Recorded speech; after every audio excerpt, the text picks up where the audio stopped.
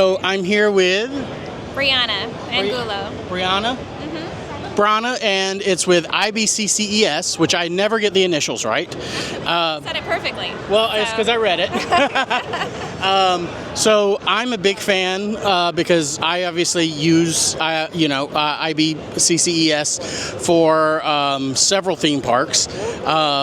With Fat Tested Travel, I go all over the world to theme parks. Obviously, you guys have Six Flags, you have Universal, at least in part. They've changed up their program a little bit.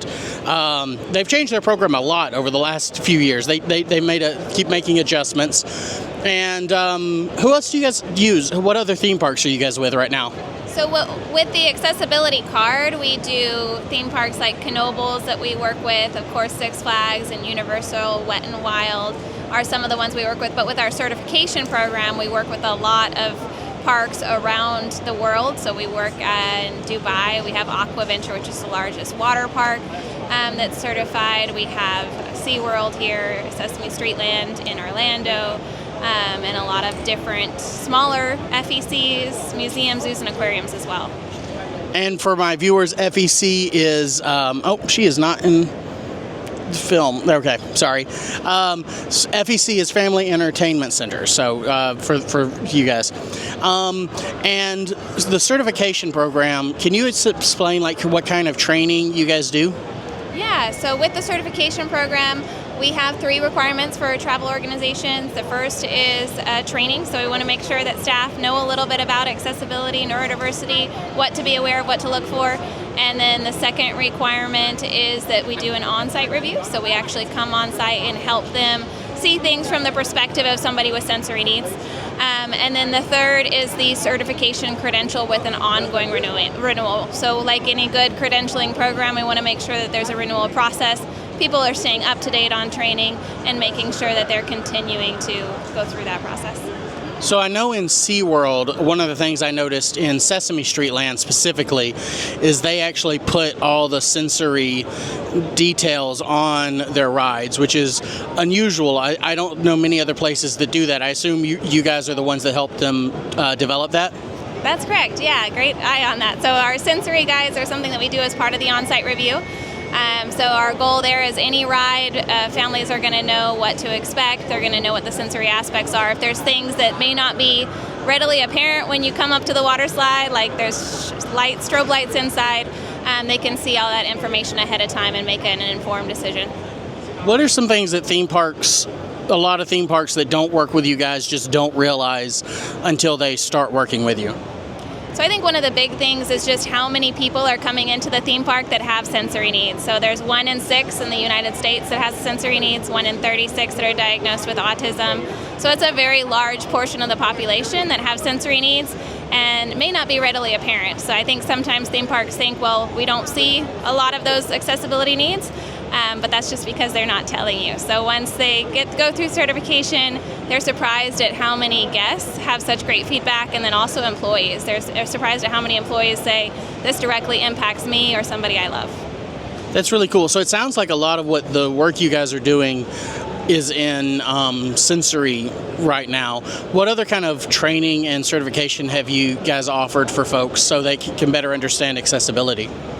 That's a great question. So right now, especially in the travel and entertainment, we focused on sensory and helping bring light to hidden disabilities, so neurodiversities, all of those different things. Really helping companies take it a little bit further than ADA. But as a company, we started out in healthcare and education. So we do still currently certify ERs, urgent cares, hospital systems, fire, police, school systems, learning centers, and have position-specific training for those organizations as well. That's really cool. I had no idea about that one. And so brag on a couple theme parks right now, if you don't mind, kind of what theme parks are doing it right with accessibility, whether from just in general. Obviously, sensory is a big focus right now. I work with theme parks on one of my close friends was born with no arms and no legs. So, I love theme parks like Morgan's Wonderland, which is one of the few places where they've really gone out of their way. But what are some other places that are really stepping up their game on accessibility and trying to find some ways for people to be better accommodated without losing everything else that the theme park wants to offer and the people they want to attract?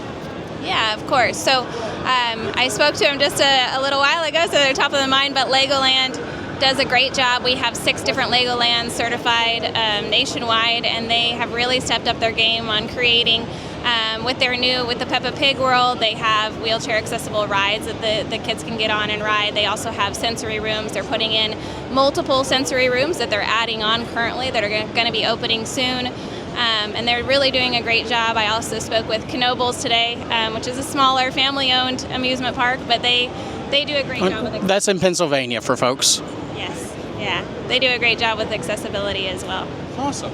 Well, thank you so much for that. Anything else people should know about IBCCES? We're going to talk tomorrow about the new app at the press conference, but what else should people know? And because again, I've got a lot of folks that use accessibility needs that follow me. When applying, can you give any advice for who should be applying and the best way to go through that process, and maybe even when to go through that process before? Because I know you guys are fast, which I really appreciate. A lot of people think but you guys do it very quickly.